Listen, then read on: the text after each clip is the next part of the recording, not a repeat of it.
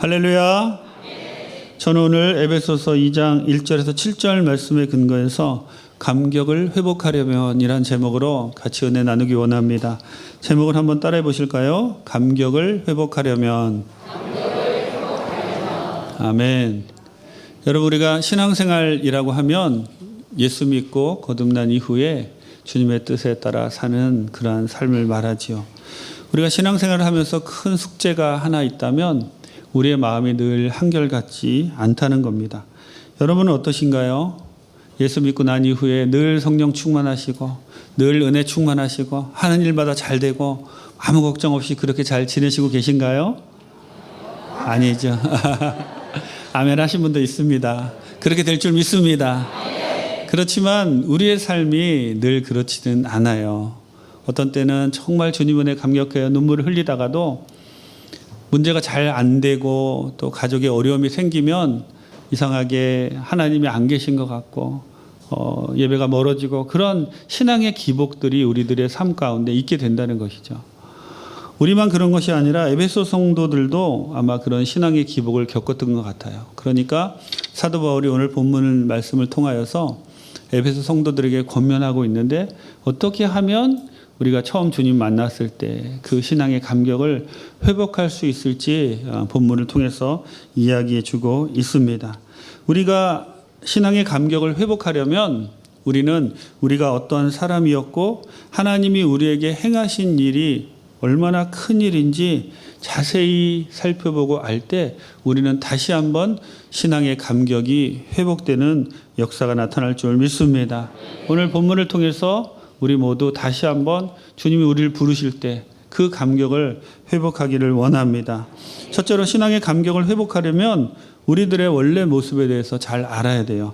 1절부터 3절까지 같이 한번 읽겠습니다. 그는 허물과 죄로 죽었던 너희를 살리셨도다. 그때 너희는 그 가운데서 행하여 이 세상 풍조를 따르고 공중의 권세 잡은 자를 따랐으니 곧 지금 불순종의 아들들 가운데서 역사하는 영이라. 전에는 우리도 다 그 가운데서 우리 육체의 욕심을 따라 지내며 육체와 마음에 원하는 것을 하여 다른 이들과 같이 본질상 진노의 자녀이었더니. 아멘. 사도 바울은 우리가 신앙의 감격을 회복하기 위해서 먼저 우리가 구원받기 이전에 도대체 얼마나 위험한 상황에 처해 있었던지 알아야 하는데 1절에 보면 너희의 허물과 죄로 죽었던 이라고 이야기하고 있지요. 우리가 구원받기 전의 상태, 그 상태를 한마디로 죽었다라고 표현하고 있어요. 여러분, 이것이 성경의 진단입니다. 우리는 죽어 있었던 사람이었고 지금 예수 믿지 않는 사람들, 구원받기 전에 모든 사람들은 사실상 살아있으나 죽은 사람과 같다는 거예요. 여러분, 교회 밖에 예수 믿지 않는 사람들 중에서 우리가 연예인들도 보면 그렇고 얼마나 많은 사람들이 잘생기고 똑똑하고 많이 배웠고 또 부자이고 또 착한 사람들도 많은데 그런 모든 사람들을 향하여 성경의 진단은 죽었다라고 이렇게 표현하고 있는 겁니다. 물론 여기서 죽음은 육체적인 죽음이 아니라 영적인 죽음을 의미하고 있는데 결국 그들의 육체도 다 죽을 것이기에 토탈리 우리가 전체적으로 봐도 죽었다라는 표현이 성경에 그들을 향한 예수 믿기 전에 사람들을 향한 표현이라고 볼 수 있는 겁니다. 여러분, 죽은 사람 또 시신의 특징이 무엇인가요? 시신의 첫 번째 특징은 무반응이에요. 아무리 좋은 음식을 그 앞에 갖다 놓아도 죽은 사람이 벌떡 일어나서 먹지는 못합니다. 아무리 좋은 것을 주어도 또 아무리 말을 걸어도 반응을 못한다는 거예요. 여러분, 소경에게 빨간색에 대해서 우리가 어떻게 설명할 수 있을까요? 빨간색은 까만색과 다르고 하얀색과 다르고 빨주노초 파남보 여러 가지 색이 있는데 그중에서 빨간색은 노을이 넘어갈 때 그런 색이고 아무리 설명해도 소경은 빨간색을 보지 못했기 때문에 빨간색에 대한 감각이 없습니다. 소경에게 빨간색에 대해서 알 수 있게 해주는 가장 쉬운 방법은 잠깐 눈을 뜨게 해서 빨간색을 보게 하는 거예요. 그러면 빨간색이다 그러면 바로 압니다. 아, 이게 빨간색이구나. 여러분, 이 세상에 많은 사람들은 우리 믿는 사람들을 사실 이해하지 못해요. 왜 그러냐면 우리 믿는 사람들은 주일날 와서 예배 드립니다. 금요 철야에도 오고 또 다니엘 기도에도 참석하고 새벽 기도에도 오고 11조도 드리고 감사헌금도 하고 선교도 하고 전도도 하고 어떻게 보면 자기 일보다 하나님 일을 더 많이 하는 것 같아요. 세상 사람들은 그런 우리를 보면서 비난합니다. 도대체 예수 믿는 사람들은 왜 그러냐 비난하는데 그들이 비난하는 건 당연해요. 왜냐하면 그들은 죽었기 때문에 우리가 사는 삶을 알지 못하는 거예요. 마치 소경이 아무리 설명해 줘도 빨간색을 알지 못하는 것처럼 그들에게 우리가 하나님의 영광을 위해서 이렇게 살아간다 100번 설명해도 그들은 영이 죽었기 때문에 깨닫지 못한다는 것이죠. 이것이 죽은 사람의 특징이에요. 두 번째 죽은 사람 시신의 특징은 부패한다는 거예요. 장의사들은 시신에 제일 먼저 장의사들이 하는 일은 시신의 모든 구멍을 막아요. 제가 섬기던 이반족들은 장례 문화가 독특했는데 사람이 죽으면 가장 좋은 옷을 입혀서 집안 방 한가운데 뉘어놓습니다. 그리고는 친척들에게 연락해서 그 친척들이 다 와서 한번 그 사람을 다 보고 난 이후에 장례를 치루어요. 저도 가끔 조문을 가보면 아무리 좋은 옷을 입혀놓고 얼굴도 화장하고 했는데 막 코에서 물이 흘러나오고 귀에서 물이 흘러나오고 왜 그러죠? 썩기 때문에 부패해서 나쁜 균이 흘러나오는 겁니다. 이렇게 시신은 부패하게 되어 있다는 거예요. 죽은 사람은 부패하게 되어 있다는 거예요. 본문은 영적으로 죽어 있다는 말을 사람들이 잘 못 알아들을 것 같아서 영적으로 죽어 있는 사람들의 특징을 세 가지로 이야기해 줍니다. 첫 번째로는 이 세상의 풍속을 쫓는다는 거예요. 영적으로 죽은 사람은. 저는 이 말씀을 듣고 이 세상의 풍속을 쫓으면 이 세상의 사람들의 가치관에서 따라 사는구나 아니면 세상 사람들처럼 똑같이 사는구나 이렇게 이해했는데 오늘 본문의 원어적인 의미를 살펴보니까 조금 다른 의미가 있더라고요. 즉 세상이란 그 뜻의 원어는 코스모스인데 공간적인 의미를 나타냅니다. 그리고 풍속의 원어는 아이오나인데 시간적인 의미가 포함된 시대를 말하고 있습니다. 즉 이 세상 풍속을 원어적인 의미를 통해서 살펴보면 하나님의 다스림을 벗어난 인간들이 형성한 시간과 공간, 즉 타락한 인간이 하나님으로부터 단절된 상태에서 만들어낸 모든 문화를 말합니다. 우리는 사실 대한민국 참 복받은 나라예요. 1885년에 선교사님들이 처음 이 땅에 발을 디디셨고 그리고 나서 복음이 이미 많이 전해졌기 때문에 그 이후로 태어난 모든 분들은 사실은 복음이 전해지고 난 이후에 대한민국에서 태어난 분들이라 완벽하게 하나님이 다스림이 없는 이 세상 풍속을 쫓는 그러니까 시간과 공간이 하나님에 대한 복음을 한 번도 들어보지 못한 그러한 공간과 시간에 머무른 그런 경험이 없습니다. 그런데 저는 선교지에서 이런 시간과 공간을 뼈저리게 경험한 사람이에요. 제가 밀림에 들어가서 복음을 전할 때 이반족들은 롱하우스라고 길게 집을 지어서 나무로 된 집에서 한 200명, 300명이 같이 모여 사는데 한 번도 예수님에 대해서 들어본 적이 없는 사람들이 모여 삽니다. 저는 그 마을들을 방문할 때마다 너무 놀랐던 것이 마을에 들어갈 때 느끼는 감정이 너무나 어둡다는 거예요. 빛이 없어서 어두운 게 아니라 그 마을 자체가 어둡고 그리고 사람들을 보면 그 사람들이 동물인지 사람인지 그리고 그 예수 믿지 않는 사람들 그 마을들의 특징은 굉장히 지저분하다는 겁니다. 즉 예수님의 통치가 허용되지 않는 그런 시간과 공간 안에서 사람들이 사는데 이것을 세상의 풍속을 쫓아 산다라고 성경에서 표현하고 있다는 거예요. 이렇게 하나님의 통치가 다스림이 있지 않는 그런 시간과 공간에서 어떤 일이 벌어지냐면 갈라디아서 5장 19절에서 21절에 이렇게 표현해주고 있습니다. 같이 한번 읽겠습니다. 육체의 일은 분명하니 곧 음행과 더러운 것과 호색과 우상 숭배와 주술과 원수 맺는 것과 분쟁과 시기와 분냄과 당 짓는 것과 분열함과 이단과 투기와 술 취함과 방탕함과 또 그와 같은 것들이라. 전에 너희에게 경계한 것 같이 경계하노니 이런 일을 하는 자들은 하나님의 나라를 유업으로 받지 못할 것이요. 아멘. 하나님이 배제된 채 위에서 언급한 모든 일들이 벌어지고 있는 곳, 그것이 이 세상의 풍속을 따라 사는 것이고 우리도 그렇게 살았다는 거예요. 우리도 영적으로 죽어 있을 때 그렇게 사는 사람들인데 하나님이 우리를 구원해 주셔서 우리를 살리셨다는 겁니다. 그리고 영적으로 죽은 자들의 두 번째 특징을 마귀를 따라가는 삶이다라고 이야기하고 있어요. 공중권세 잡은 자에 해당하는 원어를 보면 아르콘다인데 통치자라는 뜻입니다. 즉 공중권세 잡은 자는 허물과 죄로 죽은 인간의 의식세계를 통치하고 있는 그러한 존재라는 뜻이지요. 그래서 고린도후서 11장 14절에 보면 사탄도 자기를 광명의 천사로 가장하나니라는 이런 표현이 있습니다. 여러분 늘 제가 말씀드리는 것처럼 우리가 영의 눈을 뜨고 보면 이 세상은 영적 전투가 벌어지고 있는 곳이고 중립은 없어요. 영이 죽은 사람은 그 의식세계를 사단이 지배해서 사단의 노예처럼 살고 있는 것이고, 영이 살아나고 예수 믿고 구원나고 거듭난 사람들은 하나님의 통치 아래서 하나님의 뜻에 따라 살아간다는 겁니다. 우리는 둘 중에 하나예요. 중립지대는 없습니다. 마귀에게 사로잡혀 살 것인가 아니면 하나님의 영에 사로잡혀 살 것인가, 둘 중 하나라는 그런 뜻이죠. 하지만 우리는 죽었을 때 우리도 모르게 사단이 시키는 대로 그의 통치를 받고 살고 있었다는 거예요. 그 가운데서 구원받았으니 얼마나 감사합니까? 제가 선교지에 가서 참 복음을 전하면서 이 선교지 사람들을 비하하는 것은 절대 아닌데 참 안타까운 일들이 많았어요.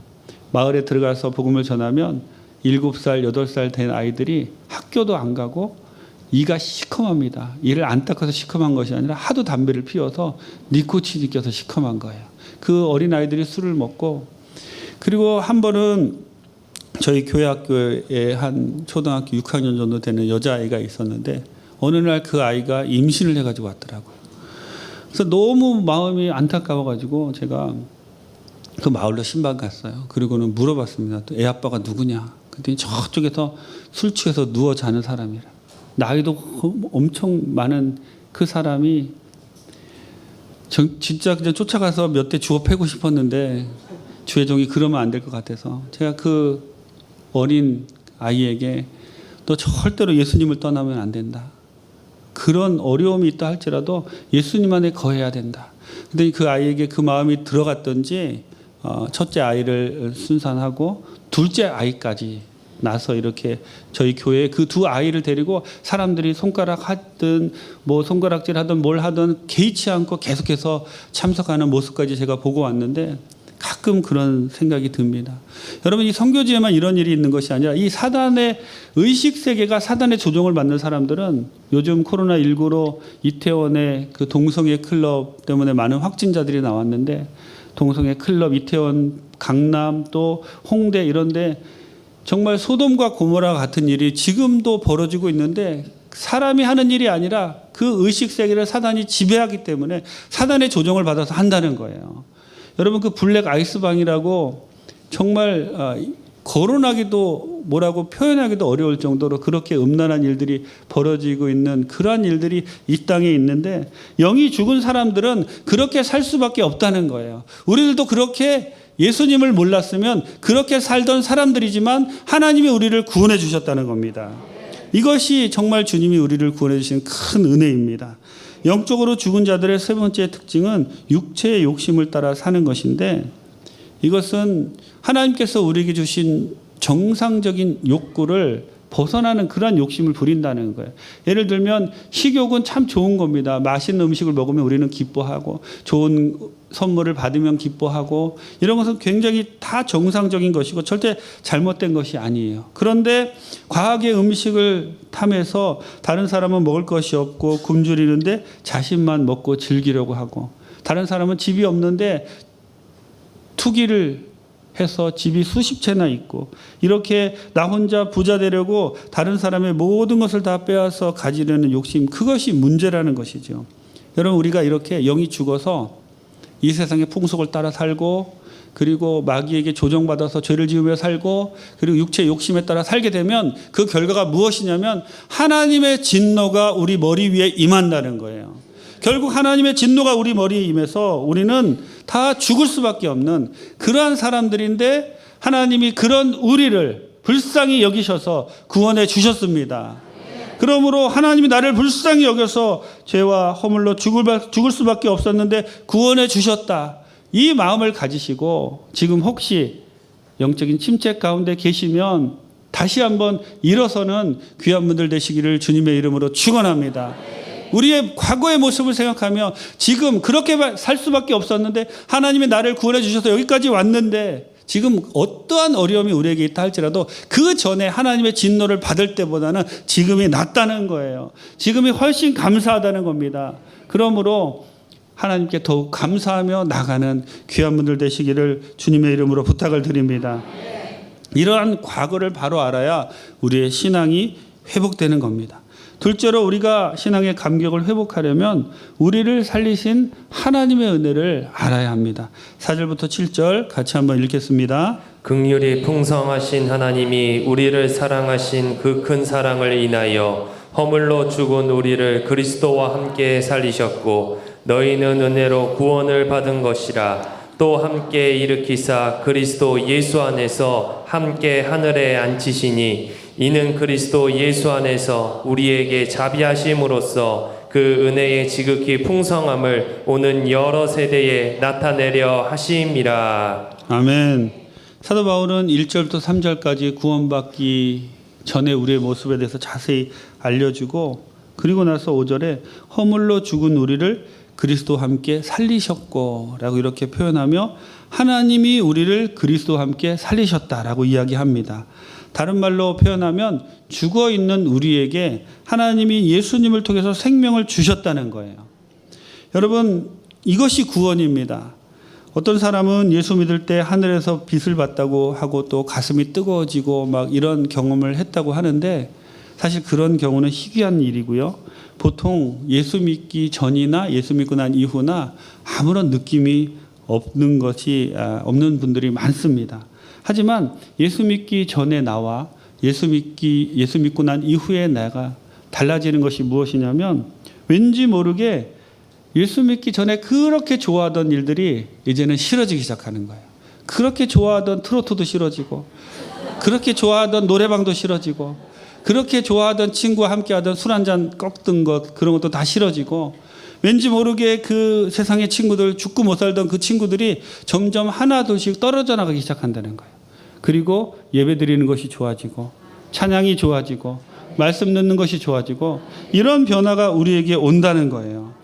여러분 그뿐만이 아니라 6절에 이렇게 말씀하고 있습니다. 또 함께 일으키사 그리스도 예수 안에서 함께 하늘에 앉히시니 즉 하나님이 우리에게 능력을 주셨는데 우리는 예수 믿고 구원받았을 뿐인데 어떤 능력을 주시냐면 예수님이 일어나실 때 우리도 같이 일어날 수 있는 그러한 힘을 주셨다는 거예요.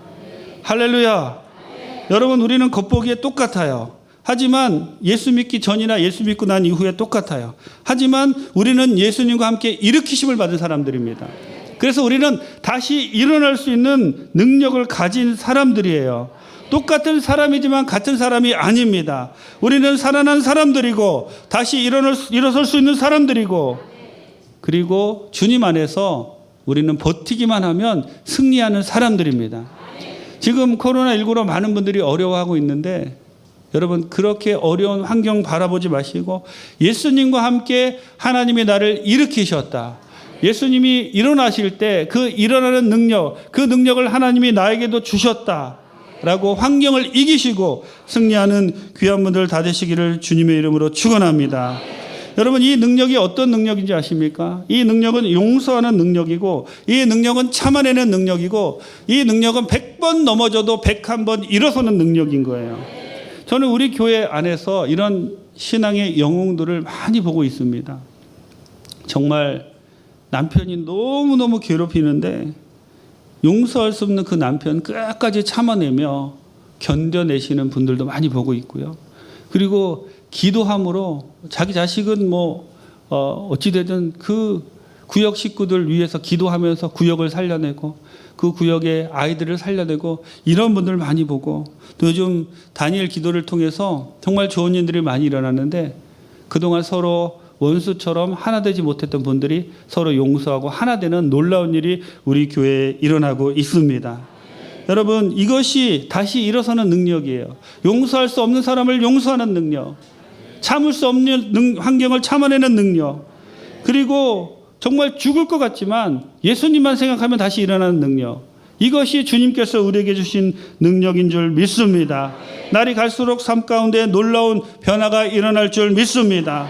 잠시의 고난 때문에 어려움을 당할지 몰라도 그것을 반드시 이겨내고 하나님과 함께 승리할 줄 믿습니다. 그런 여러분들이 다 되시기를 주님의 이름으로 축원합니다. 왜 우리가 이렇게 일어날 수 있습니까? 그것은 우리가 그리스도와 함께 일으키심을 받았기 때문에 그런 거예요. 우리 안에 하나님이 능력을 부어주셨습니다. 그 능력 내 안에 있다라는 것을 자각해야 돼요. 아무리 내 안에 능력이 있다 할지라도 그것을 깨닫지 못하면 우리는 그 능력을 사용하지 못합니다.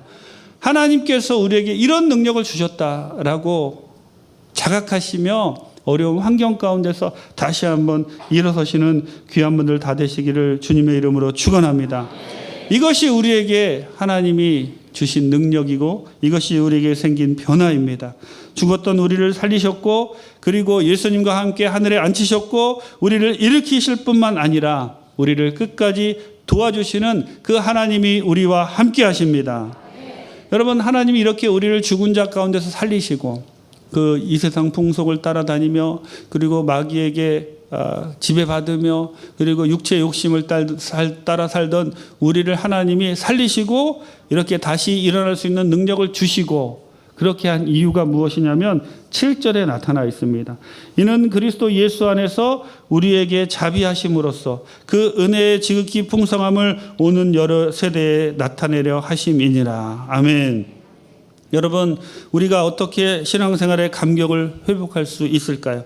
구원받기 이전에 우리의 모습을 바라보시고 하나님이 우리에게 행하신 놀라운 일을 항상 묵상하세요. 그리고 이 은혜를 가족에게 전하시기 바랍니다. 이 은혜를 이웃에게 전하세요. 그리고 이 은혜를 자손들에게 전하는 귀한 분들 되시기 바랍니다. 입으로 전하는 것이 아니에요. 삶으로 전해야 됩니다. 능력으로 전해야 됩니다. 내 삶으로 그들에게 보여줄 때 그들이 나를 통해서 역사하시는 하나님을 만나게 되고 그것을 통해서 우리의 신앙이 다시 한번 회복하고 신앙의 감격을 회복하고 주님 안에 쓰임받는 귀한 사람으로 살아갈 수 있을 줄 믿습니다. 우리 모든 성도님들이 이렇게 주님 안에서 감격을 회복하고 승리하는 귀한 분들 다 되시기를 주님의 이름으로 축원합니다. 기도하시겠습니다. 좋으신 하나님 감사합니다. 죽었던 우리를 생명을 주셔서 살려주셔서 감사합니다. 또 우리가 다시 일어날 수 있는 능력을 우리에게 허락해 주셔서 감사합니다. 코로나19로 아무리 환경이 어렵다고 할지라도 우리가 다시 한번 일어서기를 원합니다. 예수님과 함께 우리를 살리셨던 하나님, 그 능력이 우리에게 있음을 자각하고 깨달으며 그 능력을 사용할 수 있도록 도와주옵소서. 그리고 우리에게 주신 그 풍성한 은혜를 가족들에게 이웃들에게 전하며 사는 우리 모두가 다 되게 도와주옵소서. 다시 한번 일어서기를 원합니다. 우리를 도와주옵시고 우리의 모든 문제 해결하여 주옵소서. 은혜를 감사드리옵고 예수님의 이름으로 기도드립니다.